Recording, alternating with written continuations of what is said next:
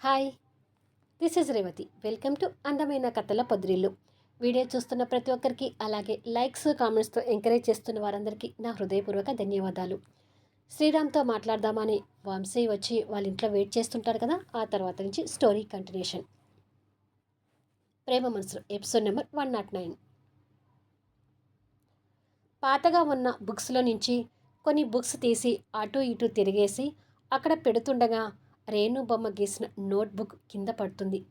కిందికి చూస్తే బుక్ ఓపెన్గా పడి అందమైన రేణు బొమ్మ కనిపిస్తుంది. వంశీ అది చూసి ఆశ్చర్యపోతూ నోట్బుక్ చేతిలోకి తీసుకొని రేణు బొమ్మను చూసి వేరే పేపర్స్ తిప్పుతాడు. ఆ నోట్బుక్ నిండా రేణుని అభిమానిస్తున్నట్టుగా, ప్రేమిస్తున్నట్టుగా అందమైన కవితలు రాసి ఉంటాయి. వంశీ వాటిని చూస్తూ, శ్రీరామ్ మనసులో రేణు ఉంది కాబట్టే లాస్యని పెళ్లి చేసుకోవడానికి ఇష్టపడటం లేదనుకుంటా అని అనుకుంటూ ఉండగానే సార్ అని పిలుపు వినిపిస్తుంది. అటువైపుగా చూసేసరికి శ్రీరామ్ ఉంటాడు. శ్రీరామ్ కూడా వంశీ చేతిలో ఉన్న నోట్బుక్ చూసి కంగారు పడుతుంటాడు. గిల్టీగా కూడా ఫీల్ అవుతూ దగ్గరికి వచ్చి, ఏంటి సార్ ఇలా వచ్చారు అని అడుగుతాడు. వంశీ శ్రీరామ్ మొహంలోకి దీర్ఘంగా చూసి కుర్చీ దగ్గరకు వచ్చి నోట్బుక్ కుర్చీ మీద పెట్టి, లాస్య గురించి మాట్లాడదామని వచ్చాను శ్రీరామ్ అంటాడు. తన గురించి ఏముంది సార్ ఇక మాట్లాడేది? ఆల్రెడీ నేను అశోక్ సార్తో మాట్లాడాను కదా అంటాడు. తప్పు శ్రీరామ్, ఒక ఆడపిల్ల విషయంలో నువ్వు ఇలా మాట్లాడడం కరెక్ట్ కాదు. మీడియా ముందు లాస్యకి నీకు శారీరక సంబంధం ఉందని ఒప్పుకోవడం తప్పు.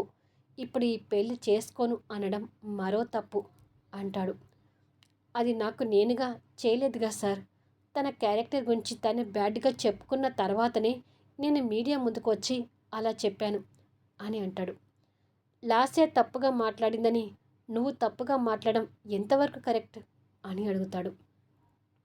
నేను అదంతా ఆలోచించలేదు sir. Ashok sir Renu madam జీవితంలోకి లాస్య తొంగి చూడకుండా ఉండాలంటే ఇక తనకి చెక్ పెట్టాలని అలా చేశాను అని అంటాడు. ఓకే, నువ్వు చేసిన పని వల్ల అశోక్ రేణు సేఫ్గా బయటపడ్డారు, అది కాదని చెప్పను. ఆ ఇద్దరికి చాలా మేలు చేశావు. కానీ లాస్య మాత్రం పూర్తిగా ఇరుక్కుంది. తను కూడా సేఫ్గా బయటపడాలంటే అది కూడా నీ చేతిలోనే ఉంది. నువ్వు తనని పెళ్లి చేసుకోవడం తప్ప వేరే మార్గం లేదు శ్రీరామ్ అంటాడు. దాంతో శ్రీరామ్ చూపు కుర్చీలో ఉన్న నోట్బుక్ మీద పడుతుంది. వంశీ అది గమనిస్తుంటాడు. వంశీ కొన్ని క్షణాలు శ్రీరామ్ వైపు అలాగే చూసి, పెళ్ళైన అమ్మాయిని మనసులో ఉంచుకొని మరో తప్పు కూడా చేస్తున్నావు శ్రీరామ్ అంటాడు. ఆ మాటలతో శ్రీరామ్ మౌనంగా చూస్తుంటాడు. ఆ చూపుల్లో రేణు మీద ప్రేమతో శ్రీరామ్ కళ్ళలో బాధ కూడా కనిపిస్తుంటుంది. వంశీ శ్రీరామ్కి దగ్గరగా వచ్చి, నువ్వు రేణుని మనసులో పెట్టుకొని రేణు పెళ్ళిని అశోక్తో జరిపించేలా చేశావంటే రియల్లీ యు ఆర్ గ్రేట్. కానీ ఇక రేణు నీకు అందదని తెలిసి కూడా తన గురించి ఆలోచించడం కరెక్ట్ కాదు శ్రీరామ్. నీకు ఇంకొక విషయం కూడా చెప్పాలి. నువ్వు ఎంత రిస్క్ పడి వాళ్ళకు పెళ్ళి జరిగేటట్టుగా చేశావు. వాళ్ళిద్దరినీ కలపడానికి లాస్యని అడ్డు తొలగించాలని అనుకున్నావు. కానీ లాస్య ఇప్పటికీ వాళ్ళకు అడ్డుగానే ఉంది. లాస్య పెళ్ళి అయ్యే వరకు అశోక్ రేణు శోభనం జరుపుకోవద్దని నిర్ణయించుకున్నారు అని అంటాడు. అది విని శ్రీరామ్ ఆశ్చర్యపోతూ, ఆ దుర్మార్గురాలి గురించి వీళ్ళు దూరంగా ఉండటం ఏంటి సార్ అని అడుగుతాడు. వాళ్ళకి తప్పలేదు శ్రీరామ్. లాస్యని ఆ ఇంట్లో రోజు చూస్తూ వాళ్ళిద్దరూ సంతోషంగా కాపురం చేయలేరు. ఇప్పుడేమో లాస్యని పెళ్లి చేసుకోవడానికి ఎవ్వరూ ముందుకు రాని పరిస్థితులు ఏర్పడ్డాయి. ఇదంతా జరగకముందు లాస్యకి ఒక అబ్బాయిని చూసి పెళ్లి చూపులు కూడా అనుకున్నారు. కానీ మీడియాలో మీ ఇద్దరి గురించి చూశాక ఆ పెళ్లి కొడుకు వాళ్ళు కూడా వెనక్కి తగ్గారు. ఒకవేళ ముందు ముందు ఎవరైనా డబ్బు కోసం ఆశపడి వచ్చినా అటువంటి వ్యక్తితో లాస్య సంతోషంగా ఉంటుందని గ్యారంటీ లేదు. అలా అని తనకి పెళ్లి కాకుండా ఆ ఇంట్లో అలాగే ఉంటే మాత్రం అశోక్ రేణుల దాంపత్య జీవితానికి ఇబ్బందులు వచ్చినట్టే. నువ్వు నీ ప్రేమని త్యాగం చేసి అశోక్ రేణుల పెళ్లి జరిపించినందుకు ఉపయోగం లేకుండా పోతుంది అని అంటాడు. నో సార్, వాళ్ళ జీవితం బాగుండాలి. కానీ ఆ లాస్యని నా జీవితంలోకి తెచ్చుకోవాలంటేనే ఇరిటేటింగ్గా ఉంది అంటాడు బాధపడుతూ. ఇష్టం లేని అమ్మాయిని జీవితంలోకి తెచ్చుకోవాలంటే రకరకాల ఆలోచనలతో మైండ్ని పాడు చేస్తాయని నాకు తెలుసు. ఎవరిదో కాదు, నా జీవితమే తీసుకో. నా భార్య దివ్య నా జీవితంలోకి వచ్చాక ఎన్ని తుఫాన్లు ఎదురవుతాయోనని పెళ్ళికి ముందు అనుక్షణం చాలా భయపడ్డాను.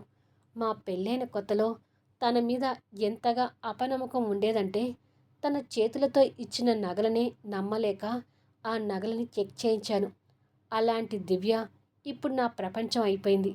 తను నా ప్రాణమై నా గుండెల్లో దేవతలాగా నిలిచింది. నా ప్లేబాయ్ జీవితం నుండి ఎప్పటికీ మారిపోనని భీష్మించుకొని కూర్చున్న నేను దివ్య మంచితనానికి ఇట్టే మారిపోయాను. అలాగే లాస్య నీ జీవితంలోకి వచ్చాక నీ మంచితనం చూసి లాస్య కూడా మారుతుందని నా నమ్మకం. ఇప్పుడు నువ్వు లాస్యని పెళ్లి చేసుకోవడం వల్ల లాస్య జీవితమే కాదు, అశోక్ రేణుల జీవితాన్ని కూడా మరొకసారి చక్కదిద్దిన వాడివి అవుతావు అని అంటాడు. శ్రీరామ్ ఆలోచనలో పడతాడు. అలా కొన్ని నిమిషాలు ఆలోచించి, సరే సార్, నేను ఈ పెళ్ళికి ఒప్పుకుంటున్నాను అని అంటాడు. అది వినగానే వంశీ సంతోషపడుతుంటాడు. కానీ ఒక్క కండిషన్ సార్ అంటాడు. ఏమిటది అని అడుగుతాడు. నేను లాస్యని పెళ్లి చేసుకున్న తర్వాత లాస్య ఈ బస్తీలోనే ఉండాలి, ఈ ఇంటిలోనే నాతో కాపురం చేయాలి అని అంటాడు. ఆ కండిషన్ విని వంశీ కంగారు పడుతూ, లాస్య డబ్బులో పుట్టి డబ్బులో పెరిగిన అమ్మాయి శ్రీరామ్, అలా పెరిగిన అమ్మాయి ఈ ఇంట్లో అంటే అని మాట్లాడబోతుండగా, ప్లీజ్ సార్, ఈ నిర్ణయంలో మాత్రం ఇక ఎలాంటి మార్పు ఉండదు. మీ మీద గౌరవంతో అశోక్ సార్ రేణు మేడంల జీవితం బాగుండాలనే ఆశతో లాస్యని పెళ్లి చేసుకోవాలనుకుంటున్నాను. లాస్య అహంకారం తగ్గాలంటే తను పెళ్ళి కాగానే కట్టు బట్టలతో వచ్చి ఈ ఇంట్లోనే ఉండాలి అంటాడు. వంశీ కొన్ని క్షణాలు ఆలోచించి, సరే, నీ కండిషన్ గురించి వాళ్ళతో చెప్తాను అని శ్రీరామ్ని అభిమానంగా హగ్ చేసుకొని తర్వాత కుర్చీలోంచి నోట్బుక్ తీసుకొని, ఇక ఈ నోట్బుక్తో నీకు అవసరం ఉండకూడదు, అందుకే తీసుకెళ్తున్నాను అని బుక్ తీసుకొని వెళ్తాడు. వంశీ వెళ్ళిపోయిన తర్వాత శ్రీరామ్ మనసులో మాట్లాడుకుంటూ, లాస్య, ఒకప్పుడు రేణు జీవితం ఈ బస్తీలోనే ముగిసిపోవాలని కోరుకున్నావు. ఇప్పుడు నీ జీవితమే ఈ బస్తీలోకి, ఈ ఇంట్లోకి వచ్చి పడుతుంది. దానికి రెడీగా ఉండు అని కసితో అనుకుంటాడు. నో, నేను ఆ బస్తీలో కాపురం పెట్టడం ఏంటి, అది నా వల్ల కాదు అని సోఫాలో అందరి మధ్యలో కూర్చొని ఏడుస్తుంటుంది లాస్య. పూర్ణ కోపంగా చూస్తూ, నువ్వు చేసిన పనికి ఆ దేవుడే నీకు శిక్ష వేస్తున్నాడు, అది అనుభవించక తప్పదు అని అశోక్ వైపు చూసి, ఆనంద్, ఆ అబ్బాయి మనసు మళ్ళీ మారకముందే ఈ పెళ్ళి వెంటనే జరిపిస్తే పోతుంది. పెళ్ళి కూడా మామూలుగానే చేసేద్దాము అని చెప్పి కన్నీళ్ళు పెట్టుకుంటూ తన రూమ్లోకి వెళ్తుంది. నా చెల్లెల తరపు నుంచి ఎవరు మాట్లాడేవారు లేరనా మీ ఇష్టం వచ్చినట్టు నిర్ణయాలు తీసుకుంటున్నారు అంటూ జగదీష్ అక్కడికి వస్తాడు. అదేంటి బావా అలా అంటున్నావు, లాస్యకి ఇప్పుడు ఆ శ్రీరామ్ తప్ప మరొక ఛాన్స్ లేదు అంటాడు అశోక్. ఎందుకు లేదు, డబ్బు పడేస్తే ఆ శ్రీరామ్కి మించిన వాళ్ళు చాలామంది వస్తారు అంటాడు జగదీష్. వస్తారు బావా, కానీ వాళ్ళు డబ్బు కోసం మాత్రమే వస్తారు. ఆ డబ్బు తీసుకున్న తర్వాత లాస్య మీద పడిన నింద గురించి ఎన్ని మాటలు అంటారో తెలీదు. అటువంటి వాణ్ణి లాస్యకి భర్తగా చేసే కంటే శ్రీరామ్ లాంటి మనసున్న వాణ్ణి చేయటం కరెక్ట్ కదా బావా అంటాడు.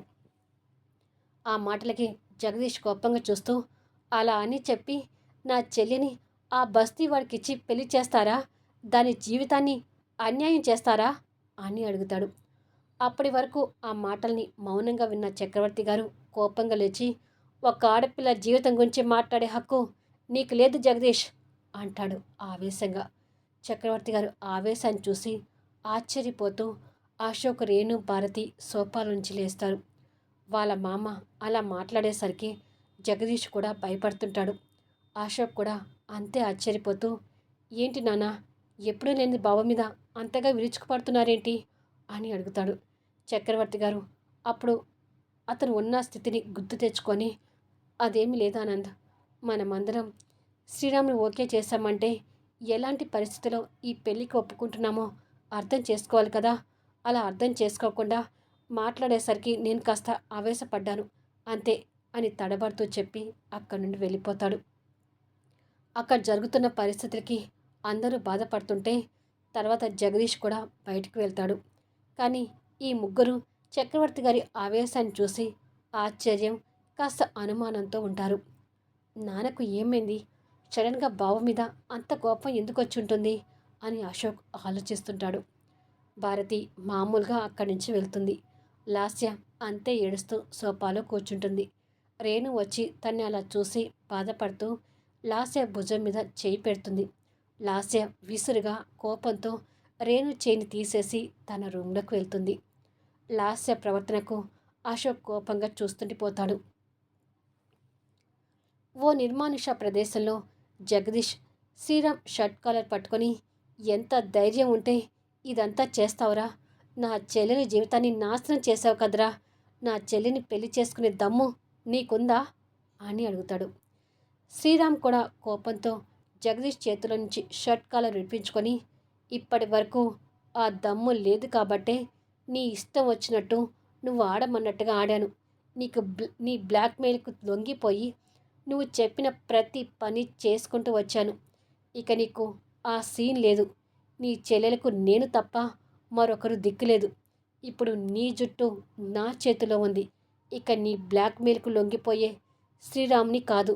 ఇంకా చెప్పాలంటే నిన్ను రోడ్డు మీదకి తీసుకొచ్చే దమ్ము కూడా నాకు మాత్రమే ఉంది. దివ్య మేడం చప్పించాలని చూసింది నువ్వే అని వంశీసారికి ఒక్క మాట చెప్తే చాలు, నీ బొక్కలు కూడా దొరకనివ్వకుండా చేస్తాడు. నీ బాగోతాని అశోక్ సార్కి చెప్తే చాలు, నిన్ను సజీవ దహనం చేస్తాడు. అసలు నీ వెనక ఉండి ఈ కథ అంతా నడిపించేది ఎవరో చక్రవర్తి సార్కి చెప్తే చాలు, వాడి నిన్ను కాల్చి చంపుతాడు. ఏం చెప్పమంటావా? నీ పాపాల చిట్టా విప్పమంటావా అని అడుగుతాడు ఆవేశంగా. దాంతో జగదీష్ భయపడుతుంటాడు. పాపం పండే రోజు వస్తే అవే బయటపడతాయని ఓపికతో ఉంటున్నాను. నా ఓపికను నశించేటట్టు చేస్తే నీ గతి ఏమవుతుందో చెప్పాను కదా. జాగ్రత్త. మర్యాదగా వచ్చి మా పెళ్ళి జరిపించు బావగారు అని దీర్ఘం తీసి చెప్పి వెళ్తాడు. జగదీష్ కోపంగా చూస్తూ, ఛీ, ఇప్పటి వరకు దివ్యనే నన్ను ఇలా బెదిరిస్తుంది అనుకుంటే ఇప్పుడు వీడు కూడా తయారయ్యాడు. అసలు ఆ రోజు దివ్య చనిపోయి ఉంటే నాకు కాస్తైనా ప్రశాంతంగా ఉండేది అని అనుకుంటాడు ఆవేశంగా. ఆసక్తికరంగా సాగిపోయే కథా వీడియోని అస్సలు మిస్ కాకుండా చూస్తూ ఉండండి. ఈ వీడియోపై మీ అభిప్రాయాలు తెలుపుతూ కామెంట్స్ ఇవ్వండి. అలాగే లైక్స్ ఇచ్చి ఎంకరేజ్ చేయండి.